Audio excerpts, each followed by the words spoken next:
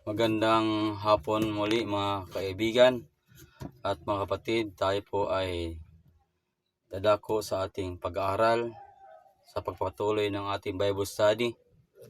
At ang ating pong pag-uusapan ay ang pamagat na Second Coming of Jesus Christ. Ito yung ating pag-aaralan sa ating Bible study. Bago natin umpisahan, tayo manalangin. Mahal naming Diyos, banal ka at makapangyarihan, patuloy kaming lumalapit, Ama, sa iyong trono sa pamagitan ng Panginoong Jesucristo. Hinihiling namin ang banal na Espiritu na ipagkaloob sa pamagitan ng iyong mga salita na magkaroon ito, Panginoon, ng kapangyarihan sa nakikinig. Magbigay ng pag-asa at paghanda sa iyong napakalapit ng pagdating. O Diyos, ako po'y pagpapalain mo ng iyong mga salita ay magkaroon po ng kaunawaan. Ikaw, O Diyos, ang siyang manguna sa akin. Gamitin mo lang ako, Panginoon, ng iyong instrumento upang ang mensahe ay may pahayag na may kaliwanagan. Ama, maraming salamat po. Hinihiling ko po ito sa pangalan ng Panginoong Jesucristo. Amen. So ayan, sa ating pong patuloy na pag-Bible study, ang ating pong pag-aaral ay pamagat ikalawang pagdating ni Kristo.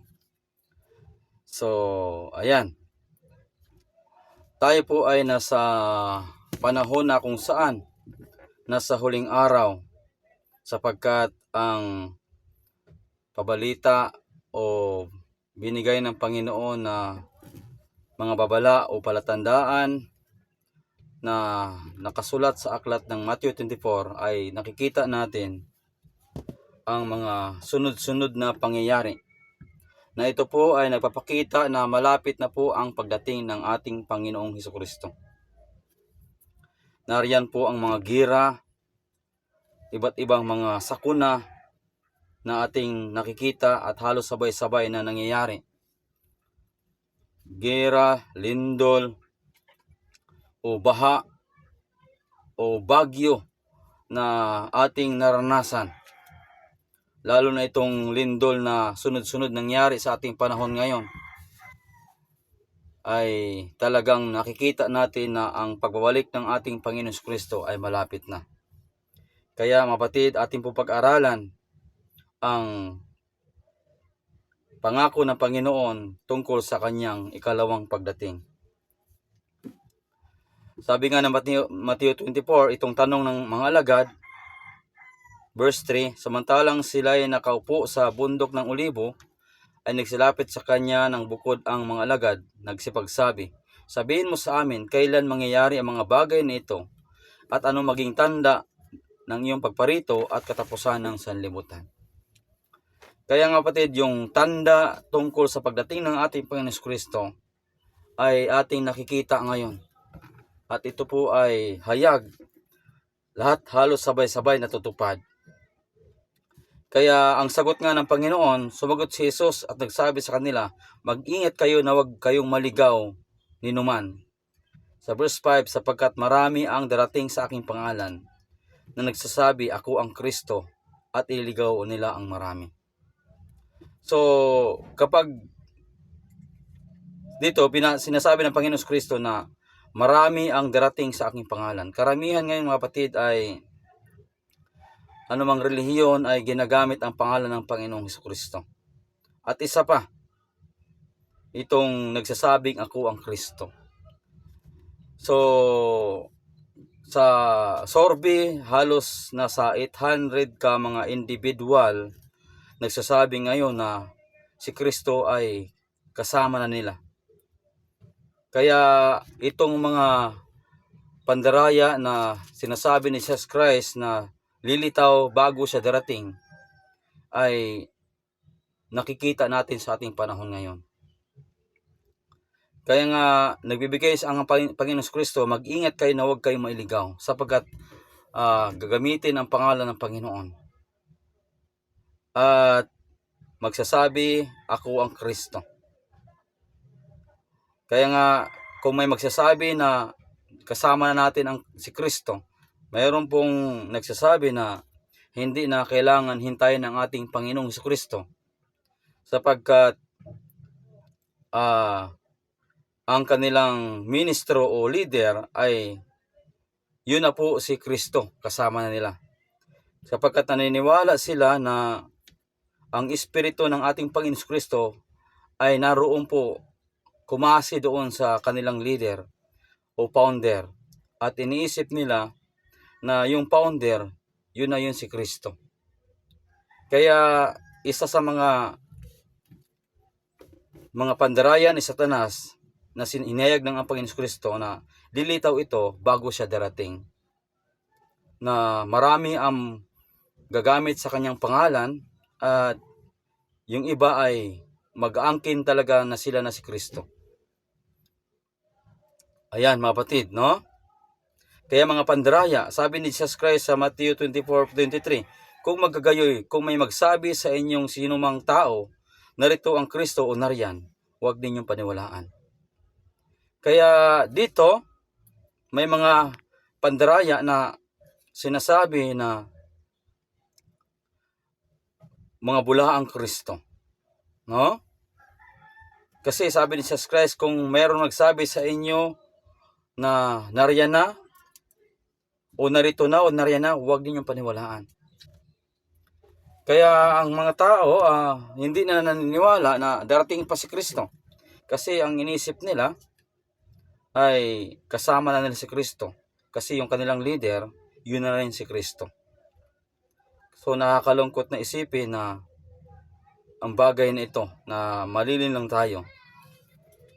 Kaya nga sabi ni Jesus Christ dito, sa Matthew 24:24, sapagkat may magsilitaw na mga bulaang Kristo at mga bulaang propeta, at magpapakita ng mga dakilang tanda at mga kababalaghan, ano pat ililigaw kung maari pati ang mga hinirang ng Diyos. Kaya nga po, kung hindi tayo maghanda o hindi natin alam ang tungkol sa pahayag ng ating Panginoon Kristo tungkol sa kanyang ikalawang pagdating, maaring po tayo maligaw. Kasi po, mayroon pong lilitaw ng mga bulaang Kristo, mag-aangking Kristo. At sa darating sa ating panahon, ay si Satanas, gagayahin din niya rin si Kristo. Mag-anyo rin siyang Kristo. Kaya nakikita natin mismo sa mga Facebook, minsan lumalabas na si Kristo ay nagpapakita sa kanila. Di ko maisip kung ito ba ay totoo o AI lamang, no? Pero pinapakita ni Satanas na darating siya. Ihayag niya ang kanyang sarili, kagayahin ng ating Panginoon Kristo. Kaya kapag hindi natin alam ang tungkol sa ikalawang pagdating ni Kristo, maaring madaya tayo. Sapagkat pinaunan ng sinabi ng Panginoon Kristo, magsisilitaw ang bulaang Kristo at mga bulaang propeta. Anong gagawin nila? Magpapakita sila mga dakilang tanda at kababalaghan. At ang gawain nito, ililigaw ang mga tao, kung maari pati ang hinirang ng Diyos. Yan po ang gawain ni Satanas. Kaya wag nating isipin na yung ating leader o nanguna sa iglesia na ating kinakaniban ay siya na si Kristo. Baka po tayo madaya, no? Kaya ating pong pag-aralan, no? Ito po yung sabi ni Jesus Christ, pinauna na niyang sinabi. Kapag lumitaw itong mga bagay na ito, ay hindi tayo madadaya. Sabi ni Jesus Christ sa Matthew 24:26, narito, pinauna ko nang sinasabi sa inyo. Kaya nga kung sa inyo'y kanilang sasabihin, narito, siya'y nasa ilang, huwag kayong magsilabas. Narito, siya'y nasa silid, huwag ninyong paniwalaan. Pag sinabing ilang o isang lugar o sa silid o kasama na natin sa ating iglesia na kinakaniban na piling natin, yung ating iglesia ay totoo. At ininiwala tayo na yung leader na ating iglesia ay siya na si Kristo. Ang sabi ni Jesus Christ, kung mayroon daw ganito magsasabi, huwag kayong magsilabas. Kung sila nagsasabing kasama niyo sa Kristo, huwag ninyong paniwalaan. Kasi po, hindi po yan ang sinabi ng ating Panginoon Kristo tungkol sa kanyang pagdating. Kaya nga mga kapatid, ating pag-aralan ang ikalawang pagdating ng ating Panginoon Kristo. Ito po yung ating patuloy na pag-aaral sa salita ng Panginoon. Sa aking mga kababayan, kamag-anak, mga kapatid at mga magulang. Para po sa inyo ang mensaheng ito. Magbigay ito ng kaliwanagan sa ating paniniwala na hindi tayo mailigaw ng sino mang nagtuturo o pinapaniwalaan natin na iniisip natin ay siya na si Kristo. Sapagkat si Pablo mismo ay nagbigay rin ng paliwanag. Sa panahon pa man ni Pablo ay meron ng mga ganitong mga huwad na mga mangangaral. Lalo na sa ating panahon ngayon. Sabi nga ni Pablo ay sa ikalawang Korinto 11, 13, 14, sapagkat ang gayong mga tao ay huwad na apostol, mga mandarayang manggagawa na nagpapanggap na mga apostol ni Kristo. Sabi sa 14, hindi katakataka sapagkat si Satanas man ay nagpagkunwaring anghel ng kaliwanagan. Ibig sabihin, parang maliwanag yung tinuturo, pero hindi pala. Ang mga tao ay nagtitiwala doon sa nanguna sa kanilang iglesia, hindi talaga sa tunay na salita ng Panginoon. Kaya nga sabi dito ni Pablo sa 15, kaya't hindi nakapagtataka na ang kanyang mga ministro man ay nagpapanggap na ministro ng katwiran. Tingin mo parang matuwid, tama. Pero kung ihambing mo sa kautusan at sa patutuo, ang sukatan po ng isang iglesia ay makikita sa Isaiah 8:20. Sa kautusan at patutuo, kung hindi sila nagsasalita sa salitang ito, tunay na walang umaga sa kanila. Susubukin mo ang isang relihiyon o isang nanguna sa iglesia kung siya ba'y tumutupad sa kautusan ng Diyos. At taglay ang patutuo, espiritu ng hula. No? Kaya nga, sabi dito, hindi katakataka. Satanas man nagpakunwaring anghel ng kaliwanagan. Kaya nga, hindi nakapagtataka ang kanyang mga ministro man ay nagpapanggap ng ministro ng katwiran. Ang kanilang wakas ay magiging ayon sa kanilang gawa.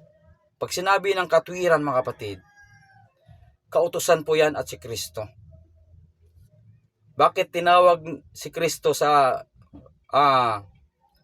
Jeremiah 23 verse 5? Siya yung Panginoon ng katwiran.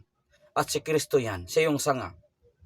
Kasi po, si Kristo ay namuhay sa libutan, yung si matuwid, hindi nagkasala dahil po tinupad niya ang kautusan. Kasi yung kautusan niya, transcript ng kanyang karakter. Ang katwiran ng kautusan ay si Kristo. Ang kautusan naghatid kay Kristo at tinupad ni Kristo. At si Kristo, ang katwiran ni Kristo ay ang kautusan. Kaya nga batid, kaya mag-ingat tayo, no?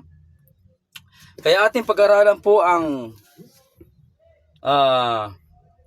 pangako ng Panginoong Kristo tungkol sa kanyang ikalawang pagdating. Para po tayo ay maliwanagan, ating makita ang katotohanan, ano ang tinuturo ng banal na kasulatan tungkol sa ikalawang pagdating ng ating Panginoong Kristo. Ayan. Ito yung pangako ng Panginoong Kristo tungkol sa kanyang pangako, pagdating. Sa Juan 14:1-3, huwag magulumihan ang iyong puso, magsimpalataya ka sa Diyos, magsimpalataya naman kayo sa akin. Sa verse 2, sa bahay na aking may maraming tahanan. Kung di gayon, sinasabi ko sana sa inyo, sapagkat ako'y paroon upang ihanda ko kayo ng dakong kalalagyan. At kung ako'y pumunta roon, at kayo may handa ng dakong kalalagyan, ay muling paririto ako. Muling babalik ang ating Panginoon Kristo. At sa kanyang pangako, kayo'y tatanggapin ko sa aking sarili, upang kung saan ako naroon, kayo din naman ay lumuon. Pagbalik ng ating Panginoon Kristo, saan siya naroon ay makakasama niya ang lahat ng mga taong naniniwala sa kanya. sumunod sa kanyang kalooban. No? Kaya nga ang sabi ng Panginoon, ano man ang problema, ano man ang mga suliranin sa buhay, magsimpalataya kay sa Diyos, magsimpalataya kay sa Kanya. Yun ang sabi ni Jesus Christ. Kung mayroon tayong pabataya, ipakita natin ito sa magitan ng pagtupad sa Kanyang kautusan. Ayan. Dito sa Acts 1:9 hanggang 11, dito po ipinapakita ang larawan kung paano ang pag-akyat ng Panginoon Kristo papunta sa langit. Ayan. Sa Acts 1 verse 9 hanggang 11, sabi dito, pagkasabi niya ng mga bagay na ito, nang siya tinignan nila, ay dinala siya sa itaas, at siya tinanggap ng isang alapaap at kinubli sa kanilang paningin. Mga paningin. Samantalang tinitignan nila ang langit habang siya ay lumalayo, narito may dalawang lalaki na nakatayo sa tabi nila na may maputing damit. Yung tumutingin ang mga alagad kung paano si Kristo ay umakyat sa langit, mayroong dalawang lalaki na nakatayo sa kanilang tabi. At yung dalawang lalaking ito, mayroong ang kanilang suot ay puting damit. Alam natin na yan po'y anghel, no? Ito'y nagsalita. Sabi, at nagsasabi naman, kayong mga lalaking taga Galilea, bakit kayo nakatayong tumitingin sa langit? Itong si Jesus na tinanggap sa langit mula sa inyo, ay pariritong gaya rin ng inyong nakitang paroon niya sa langit. So dito po, ipinapakita kung paano saksihan ng mga apostol ang pag-akyat ng Jesus Christ papunta sa langit. Marami pong naririnig na nagtuturo na umakyat daw si Kristo linggo, kaya linggo rin siya babalik. Hindi po siya linggo umakyat sa langit. Dahil nung pagkabuhay niya linggo, at naglakad pa sila sa Emmaus, nung dumating siya sa Jerusalem, hapon na po siyang sinamba ng mga alagad. Magdidilim na po yon nung nagpakita siya sa mga alagad. At siya po ay nabuhay na muli, namumuhay, kasama pa siya ng mga alagad, napakita pa siya sa loob ng 40 days, 40 nights. Ayan. Kaya hindi po linggo siya babalik. Kasi po wala pong sinasabi kung linggo talaga siya umakyat. Ayun mga kapatid. Nagpakita na bago siya umakyat sa langit, 40 days, 40 nights pa siya dito sa kasama ang mga alagad. Kaya hindi po ganun ang sinasabi ng Biblia. So, ating titignan, habang tinitignan nila ang pag-akyat ng ating Panginoon Kristo, mayroon pong nakatayong dalawang lalaking may puting damit. Ito ang sinasabi, bakit kayo nakatayong tumitingin sa langit? Itong si Jesus na tinanggap sa langit mula sa inyo, ay paparitong gaya rin ng inyong nakitang paro niya sa langit. Isa sa katotohanan na dapat nating tandaan, na yung pagdating ni Kristo ay katulad din ng kanyang pagbalik. Ito po'y tinatawag sa Biblia na literal na pangyayari. Kung ano ang pag-akyat ni Jesus Christ, yun din yung kanyang pagbalik. Pero hindi po sinasabi dito na linggo siya umakyat, linggo rin siya babalik. Wala pa din, At mayroon pa nagsasabi na ang pagbalik ni Kristo ay espiritu. Hindi po ganoon, mga kapatid. So, si Kristo po ay nabuhay na magmuli. Yung katawan na nilibing, yun din katawan na bumangon. Ang sinasabi nga nila na si Kristo ay pumunta raw sa impyerno, sa Hades. Ang Hades po sa Biblia ay libingan lamang po. So, si Jesus Christ ay mayroon po siyang laman at buto. Mababasa po yan sa Lucas 4:24-36 hanggang 51. Hindi po siya espiritu. May laman at buto. Kaya nga po ito yung patunay na ang pagbalik ng ating Panginoon Kristo ay literal na pangyari.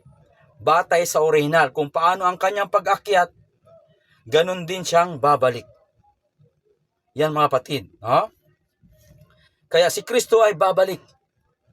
Ayan. Itong unang katotohanan nating palatandaan. May 5 katotohanan na dapat nating makikita.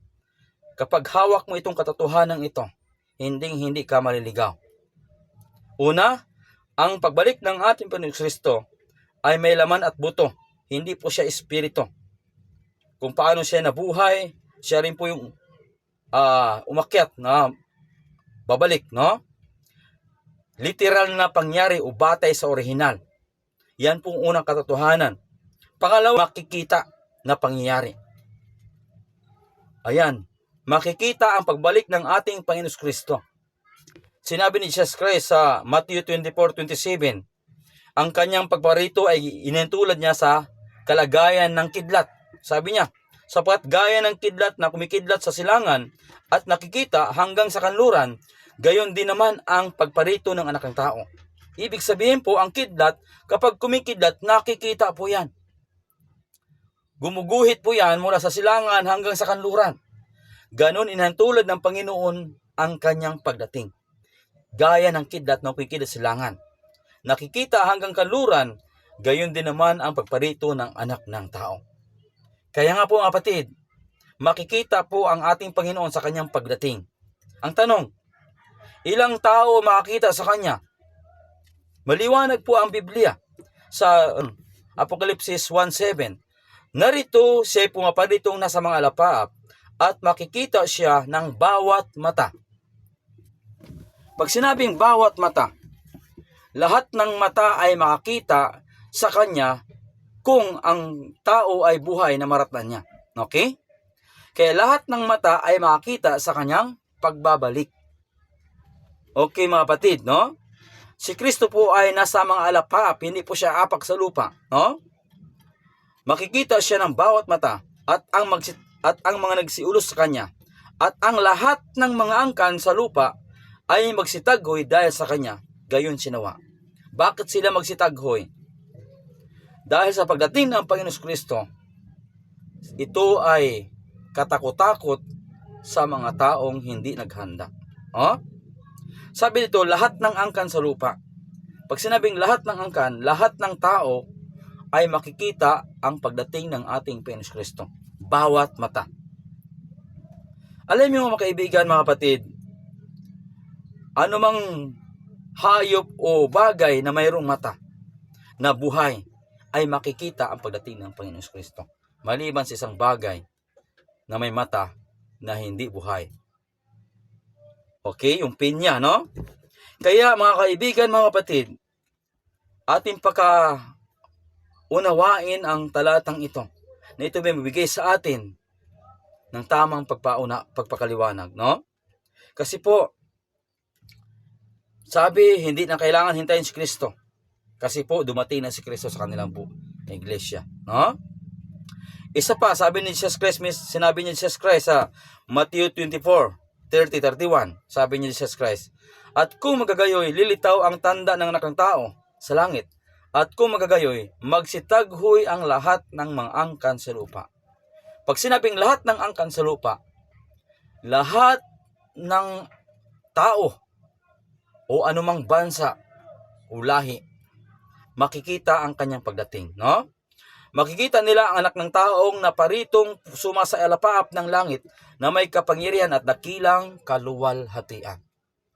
Kaya nga po ang pagdating ng Panginoon Kristo ay makikita ng lahat ng tao, masama ka man o buhay, na maratnan ni Kristong buhay. Sama-samang makita.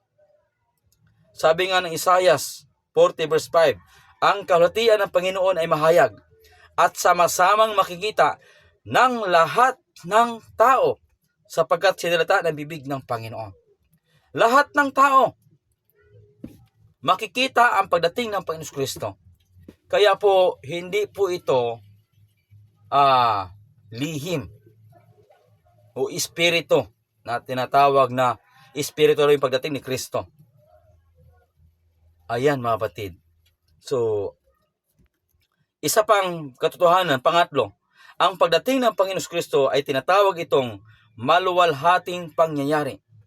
Ito'y mabasa natin sa Mateo 25:31. Sabi dito, datapat pagparito ng anak ng tao na sa kanyang kaluwalhatian, na kasama niya ang lahat ng mga anghel Kung magkagayoy, luluklok siya sa luklukan ng kanyang kalwatian. So, lahat po ng anghel ay kasama ng ating Panginoon Kristo sa kanyang pagdating. Kaya nga po, wala pong anghel na maiwan sa langit. Lahat po ng anghel, sabi ng Revelation 8 verse 1, nagkaroon ng katahimikan sa langit. Revelation 15, naroon, wala makapasok sa langit hanggat di may buhos ang 7 huling salot. Kaya lahat po ng anghel kasama ng ating Panginoon Kristo sa kanyang pagdating. Kaya tinatawag itong maluwalhating pagdating. Sabi ni Jesus Christ sa Lucas 9 verse 26, kalhutian ng anak, kalhutian ng ama, kalhutian ng mga anghel. Kaya isa itong tinatawag na maluwalhating pangyayari. Kaya nga po ang pagdating ng Panginoon Kristo, lahat ng mga anghel kasama niya, magpaparada niya sa alapaap. Oo. Kaya maluwalhating pangyayari. Sa panahong yan, pag dumating ang ating Panginoon Kristo, diyan niya utusan ang kanyang mga anghel para ipunin ang lahat ng mga hinirang. Sama-sama po sila.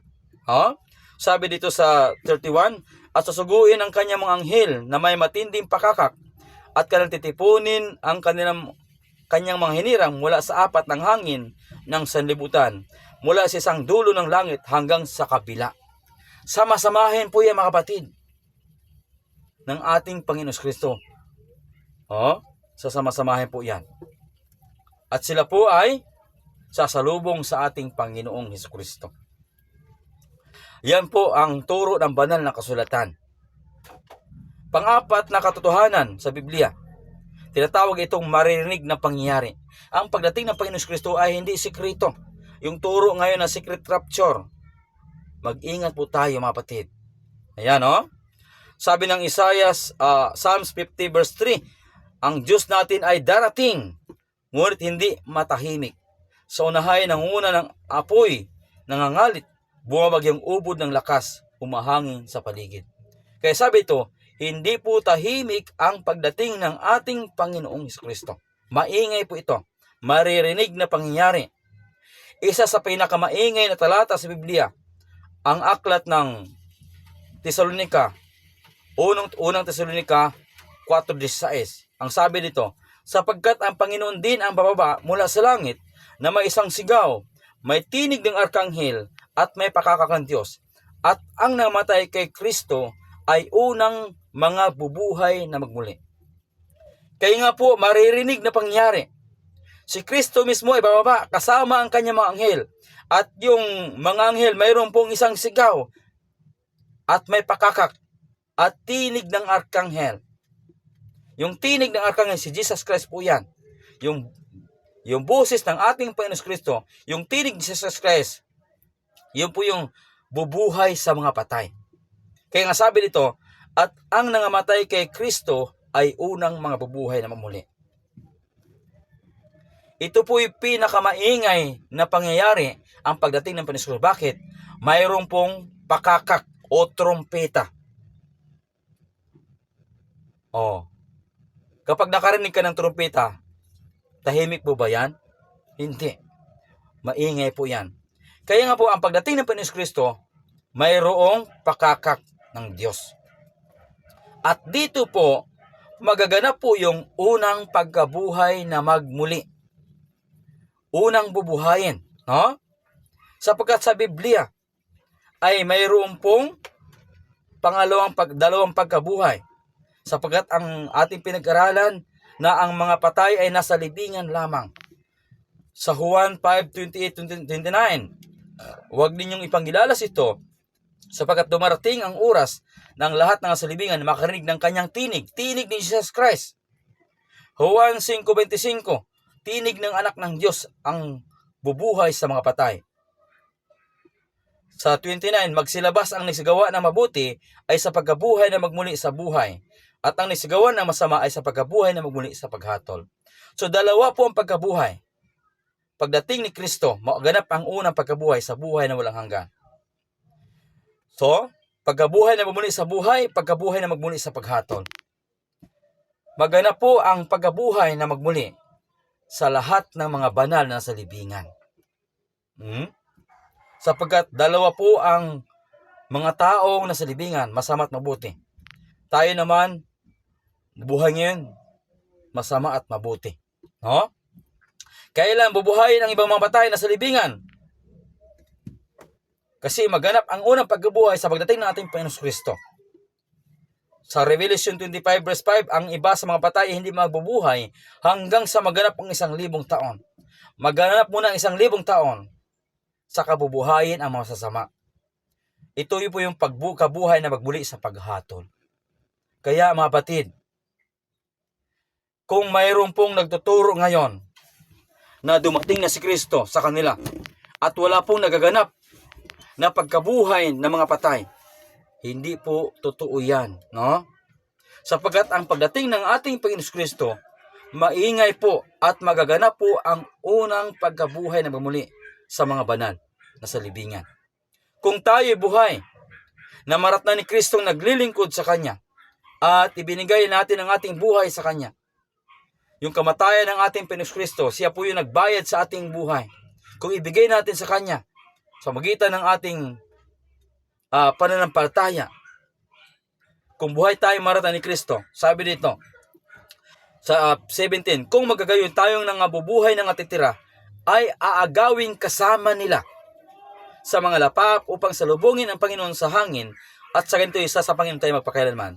Pag sinabing kasama nila, mga kapatid, mga kaibigan, ito po yung mga patay na sa libingan.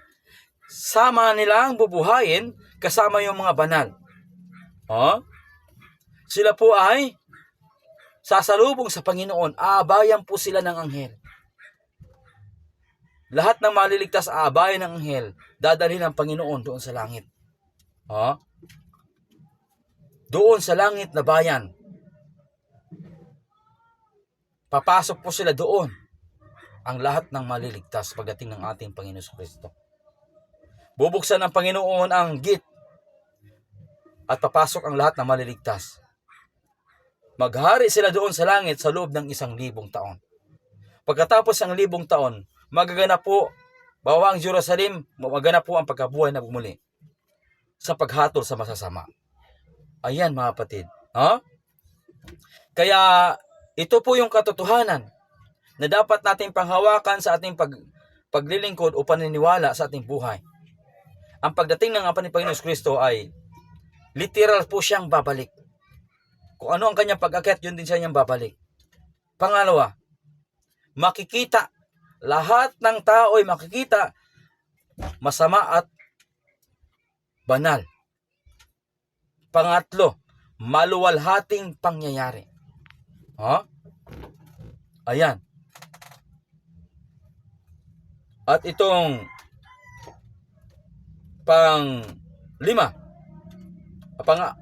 pang-apat ay maririnig na pangyayari. So, ang isa pa sa pinaka inaasam-asam, itong tinatawag na kapanapanabik na pangyayari. Bakit isinasama ko itong kapanapanabik na pangyayari? Ito'y kapanapanabik na pangyayari sa mga taong naghihintay sa ating Panginoon Kristo. Sabi nga ng aklat ng Hebreo 9 verse 28, at gayon din naman si Kristo na inihandog na minsan upang dalhin ang kasalanan ng marami, ay magpapakita sa ikalawang pagkakataon, hindi upang harapin ang kasalanan, kundi upang iligtas ang mga sabik na naghihintay sa Kanya. Kaya ito po'y kapanapanabik na pangyayari sa mga taong may panampalataya at naghihintay sa ating Panginoon Kristo. Subalit, ito po'y sorpresa sa mga tao na hindi pinaghandaan ang pagdating ng ating Panginoon Kristo. Tiyak po siya ay darating. Ano ang maging pakiramdam ng isang taong naghihintay kapag dumating ang ating Panginoon Kristo? Ano ang kanyang mararamdaman kapag dumating na ito? Sabi ng Isaiah 25 verse 9, sabihin niya sa araw na iyon, ito'y ating Diyos, hinihintay natin siya, at ililigtas niya tayo. Ito ang Panginoon, ating hinintay siya, tayo'y matuwa at magalak sa kanyang pagliligtas. Itong kagalakan na maranasan ng taong naghihintay pag dumating ang ating Panginoong Kristo, ito po yung isang kagalakan na hindi na mawawala magpakailanman. Kaya ito po yung tinatawag na kapanabik na pangyayari. Pinapananabikan ito ng mga taong naghihintay sa Kanya.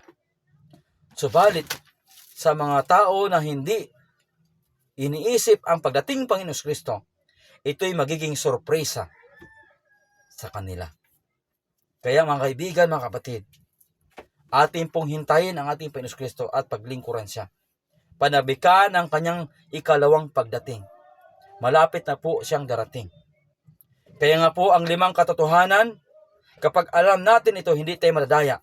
5 katotohanan ng pagdating ni Kristo. Una, literal po siyang babalik. Ito'y literal na pangyari. Pangalawa, makikitang pangyayari. Pangatlo, malulhating pangyayari. Pang-apat, maririnig na pangyayari. Pang-5, kapanapanabik na pangyayari. Itong katotohanan ito na dapat nating isabuhay habang tayo naghihintay sa ating Panginoon Kristo. Pinakamapalad na pag-asa sa buhay ng isang Kristiyanong naghihintay. Ang pagdating ng Panginoon, ito'y pinakamapalad na pag-asa. Sinabi ni Apostol Pablo sa Titus 2 verse 13, nahintayin niya ang mapalad na pag-asa at ang pagpapakita ng kahutian ng ating dakilang Diyos at tagapagligtas na si Jesucristo. Kasama niya ang kanyang mga anghel sa kanyang pagdating. Ito'y malulhating pangyayari, no? Mapalad. Ano man ang pag-asa nating inaasahan ay walang iba ang pagdating ng ating Panginoon Kristo. Kaya tinatawag itong pinakamapalad na pag-asa sa buhay ng isang tao. Ano ang pag-asa mayroon tayo sa ating buhay ngayon? Ito ang inaalok ng Panginoon. Walang higit na pag-asa sa buhay kundi ang makasama ang Diyos. Mga kaibigan, mga kapatid, itong pag-asa, ito ang pag-asa para sa iyong hinaharap na dapat natin paghandaan ngayon. Ang pagdating ng Panginoon Kristo ay malapit na. Tiyak siyang darating.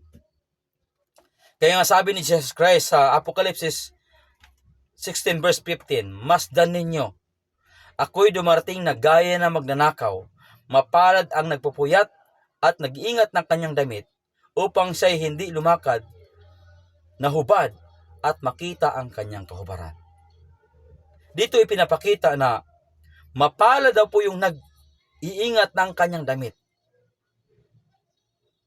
upang siya'y hindi lumakad, nahubad at makita ang kanyang kahubaran. Mapalad.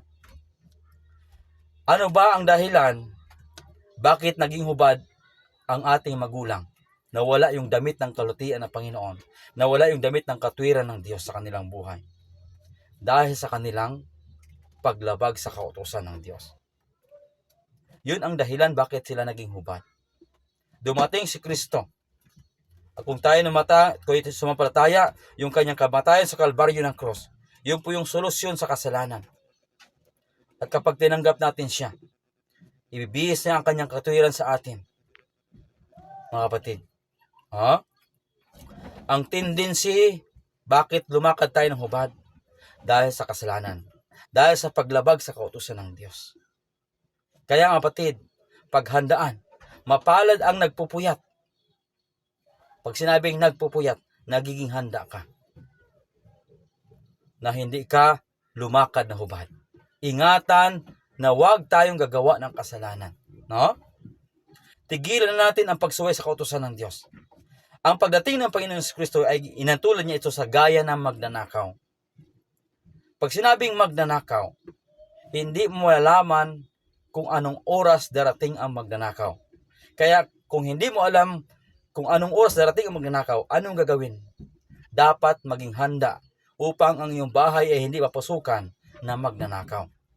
Kung tayo po'y burara o pabaya sa ating tahanan, maaring pasukan tayo na magnanakaw. Kaya nga po ang pagdating ng Panginoon Kristo, inantulad ito sa gaya ng magnanakaw, na ang gusto ng Panginoon, maging handa tayo, magpuyat tayo, paghandaan ang kanyang pagdating. Sa magitan ng pagtupad sa kanyang kautusan. Sabi din dito ni Pedro, sa 2 Pedro 3:10 hanggang 7:14, dapat darating ang araw ng Panginoon na gaya na magnanakaw, Na ang sangkalangitan sa araw na iyan ay mapaparam na kasabay ng malaking ugong, at ang mga bagay na sa langit ay mapupugnaw sa matinding init, at ang lupa at ang gawang nasa lupa ay pawang masusunog. Tingnan nyo, ano ang maging kalagayan ng sanlibutan pag dumating ang ating Panginoon Kristo. Kaya nga po, dapat nating paghandaan ang pagdating ng Panginoon, kasi ito ay gaya ng magnanakaw. Walang nakakaalam. Kaya ating paghandaan, mapatid. Kaya nga nagtanong si Pedro sa 11 hanggang 12. Tanong niya, yamang ang lahat ng mga bagay na ito ay mapupugnaw ng ganito. Anong ang anyo ng pagkatao ang narapat sa inyo sa banal na pamuhay at pagkamaawin? Na ating hinintay ang pinakananasa ang pagdating ng kaarawan ng Diyos. Na dahil dito'y ang sangkalangitan na nagniningas ay mapupugnaw, at ang mga bagay na sa langit ay matutunaw sa matinding init. Kaya nga, anong anyong pagkatao ang narapat sa inyo sa banal na pamumuhay? Kumusta ang ating banal na pamumuhay? Sa ating bilang iglesia, kung kayo nakikinig, nagtanong si Pedro, anong ang anyong ating pagkakabanal? Ang ating bang pagkakabanal ay anyo lamang, hindi tunay na banal. Sabi ni Pablo doon sa 2 Timoteo 3:5, may anyo ng kabanalan, ngulit tinanggihan ang kapangyarihan nito. Ang ibig sabihin po, ang gawain ng banal na Espiritu, siya po yung magbibigay sa atin ng kapangyarihan upang makasunod tayo sa kalooban ng Panginoon. Pero kung walang kapangyarihan ang banal na Espiritu sa atin, ibig sabihin, ang ating pamumuhay ay anyo lamang, hindi tunay na banal. Nagpapanggap tayo. Kaya nga ang tanong dito, anong anyong pagkatao ang narapat sa inyo sa banal na pamuhay at kamaawin? Dapat tunay na banal. Kung ang sangkalangitan ay mapupugnaw sa matinding init at matutunaw, dapat nating paghandaan ang pagdating ng Panginoon Kristo. Kaya nga, binigyan din ni Pedro sa 3:14, kaya nga mga minamahal, yamang kayo nagsipaghintay ng mga bagay na ito. Pagsikapan ninyo masumpungan kayo sa kapayapaan at walang dungis at walang kamintasan sa paningin niya. Ang ibig sabihin, mamuhay tayong walang kasalanan. Sumusunod tayo sa kalooban ng Panginoon. Ito ang paghahanda na dapat natin gagawin sa ating buhay. Isuko ng ating buhay sa ating Panginoon Kristo at tanggapin siya bilang personal na kapagligtas at sumunod sa kanyang kalooban, sa kanyang katwiran, kanyang kautusan. Kaya paghandaan, Ano ang ibig sabihin ng salitang ito? Ang isa'y kukunin, ang isa'y iiwan. Mababasa ito sa Lucas 17:26-37. Anong ibig sabihin? Ang isa'y kukunin, ang isa'y iiwan. Ito po yung nagpapakita na ang pagdating ng Panginoong Kristo ay may dalawang uri ng tao na kanyang maratnan. Masama at mabuti. At ang dalawang klaseng taong ito, ang isa ay kukunin, ang isa ay iiwan. Ang ibig sabihin, ang isa ay maliligtas, ang isa ay mawawasak. Maaring sa isang pamilya, ang isa ay mananampalataya, ang isa ay hindi mananampalataya. Maaring magkaibigan, ang isa ay tapat, ang isa ay hindi tapat. Isa dyan ang maliligtas. Kaya nga kapatid, itong mensahe na dapat natin paghandaan. Tayo po ay manampalataya at sikapin natin ang ating mga pamilya ay makasama natin. Lalo na kung tayo po ay nakarinig sa mensaheng ito. Sabi ni Jesus Christ sa Lucas, basahin natin, Sinabi ko sa inyo, sa gabing yaon, dalawang lalaki ang nasa lihigaan, ang isa'y kukunin, ang isa'y iiwan. Sa 35, magkakasamang gigiling ang dalawang babae, ang isa'y kukunin, ang isa'y iiwan. Mapasabukid ang dalawang lalaki, ang isa'y kukunin, ang isa'y iiwan. Ano bang ibig sabihin ng gabing yaon, dalawang lalaki na sigaan? Pag nahiga ka, ibig sabihin natutulog ka. Ang ating pong pinag-aralan, ang patay ay natutulog lamang.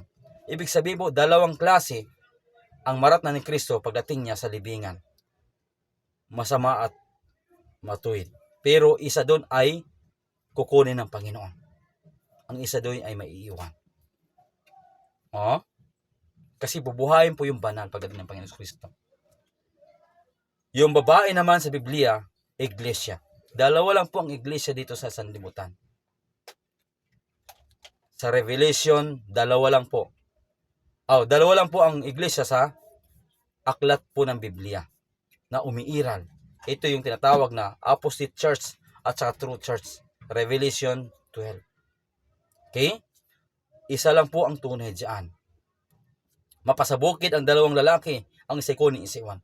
Dalawang manggagawa, ang isa'y iiwan, ang isa'y kukunin. Kaya kapatid, paghandaan. Ayan, no? Dalawang klase, ang isa'y maliligtas, ang isa'y mawawasak sa pagdating ng Panginoon Kristo. Katulad po sa panahon ni Noe. Sa panahon ni Noe, ilan yung mga tao ang naligtas? 8 lamang. Ang pagdating ng Panginoon Kristo ay hinatulad sa pangyari sa panahon ni Noe. Sabi ni Jesus Christ sa Matthew 24:37, at kung paano sa mga araw ni Noe, gayon din naman ang pagparito ng anak ng tao. Sa panahong iyon, mga kapatid, 8 lang po yung nakapasok dun sa daong. Kaya nung sinabi ng Panginoon, Noe, pumasok ka. Nung sinabi ng Panginoon kay Noe, sa Genesis 1 verse 2, at sinabi ng Panginoon kay Noe, lumulan ka at ang iyong buong sambahayan sasakyan, sapagkat ikaw ay aking nakitang matuwid sa panahong ito. Kaya nung pinapasok na ng Panginoon si Noe, pati ang kanyang sambahayan, doon sa daong, ang ginawa ng mga tao ay kinutsa sila. Nilibak si Noe. Subalit, isinara ang pintuan. Kaya nga sa panahong iyon, si Noe lamang ang nakita ng Panginoon na matuwid sa kanyang harapan. Sa pagdating ng Panginoon Kristo, dapat nating paghandaan ito, mga kapatid. Anong nangyari noong umulan ng malakas? Ang lahat ng tumanggi sa panawagan ng Panginoon tungkol sa pagpasok doon sa daong ay nagsarado na. Naisarado na ng Panginoon ang arka. Kahit anong katok nila, sarado na. Darating din, mga kapatid, ang panahon kung saan ang kaligtasan ay magsarado na. At ito'y malapit nang mangyari sa ating panahon. Kaya nga, ang ating panahon ay palugit na lamang. Mahintulad ang kalagayan sa panahon ni Noe, na masarduhan ang karamihan at hindi na makapasok sa kaligtasan. Magkaroon ng kagutom sa salita ng Panginoon. Sa Amos 8:11-12, magkaroon ng kagutom. Kaya nga dapat paghandaan. Kung paano sa mga araw ni Noe, gayon din naman ang parito ng anak ng tao. Ganun pariho, ganun kintulad ang pagdating ng Panginoon Kristo. Dalawang klase, ang isa'y maliligtas, ang isa'y mawawasak. Ganun din sa panahon ni Lot. Sabi dito sa Lucas 17:28, gayon din naman kung paano ang nangyari sa kaarawan ni Lot. Nung sinunog ang Gomora sa Sodoma, sinabi ng anghel, tumakas kayo, umalis na sa Gomora at Sodoma, sapagkat parusahan na ng Panginoon ang lungsod na ito. Nung sila po ay tumakas, ang sabi ng anghel, huwag kayong lilingon. Subalit dahil ang asawa ni Lot ay nakatuon ang kanyang pag-iisip sa mga bagay sa makalupa, lumingon siya at ang nangyari po ay siya po ay naging asin. Nakakalungkot, mga kapatid, na kung dumating ang panahon ito, kung hindi tayo naghanda, ang ating puso ay wala sa Panginoon, baka matulad tayo sa asawa ni Lot. Kaya ang pagdating ng Panginoong Kristo ay malapit na. Lahat po ng naghihintay sa Kanya, nananabik sa Kanyang pagdating, ay maliligtas. Ano ang sabi ng Panginoong Kristo tungkol sa pangako ng Kanyang pagdating? Sabi niya sa Apokalipsis 22:12, ako'y malapit nang dumating, at dala ko ang aking gantimpala upang gantihan ang bawat isa ayon sa kanyang mga gawa. Ang pagdating ng Panginoon Kristo ay reward. Gantimpala ito sa mga taong naghihintay sa Kanya. Subalit gantimpalo naman sa mga hindi tumanggap sa ating Panginoon Kristo. Kaya ito po yung mensahe. Malapit na ang dating ang Panginoon Kristo. Kunting panahon na lang, mga kapatid. Sinabi ni Pablo sa Roma 13 verse 11, bukod dito, alam ninyo ang panahon na ngayoy oras na upang magising kayo sa pagkakatulog. Sapagkat ngayoy higit na malapit sa atin ang kaligtasan kaysa noong tayo'y sumampalataya ng una. Ibig sabihin, kung paano sa panahon noon, sinabi ni Apostol Pablo sa panahon niya, ay malapit na ang kaligtasan. Mas higit, mas malapit sa ating panahon ngayon. Kaya nga panawagan ni Pablo, ngayong oras na upang gumising kayo sa pagkakatulog. Ang ating buhay ay tulog dahil sa kawalan ng pananampalataya. Gumising tayo, kapatid. Ano ang layunin sa ating pagising? Sabi ni Pablo sa 1 Corinto 15 verse 34, gumising kayo ayon sa katwiran at huwag mangagkasala. Ang ibig sabihin po, tigil na natin ang paggawa ng kasalanan. Sumunod na tayo sa kautusan ng Panginoon. Mamuhay tayo ayon sa hiningi ng Panginoon sa atin. Magpakabanal tayo sa harapan ng Diyos. Sapagkat ang mga iba'y walang pagkakilala sa Diyos. Sinasabi ko ito upang kayo'y kilusin ng kahihiyan. Kaya ano ang purpose? Bakit kailangan tayong sinabihan Apostol gumising? Upang huwag magkasala. Gumising tayo ayon sa katwiran. Katwiran ng Diyos, sumunod tayo sa katwiran ng Diyos. Dahil ang pagsuway sa katwiran ng Diyos ay kasalanan. Mga kapatid, no? Sabi ni Apostol Pablo sa Efeso 5:14. Kaya nga sinasabi niya, gumising kang natutulog at magbangon ka sa gitna ng mga patay at liliwanagan ka ni Kristo.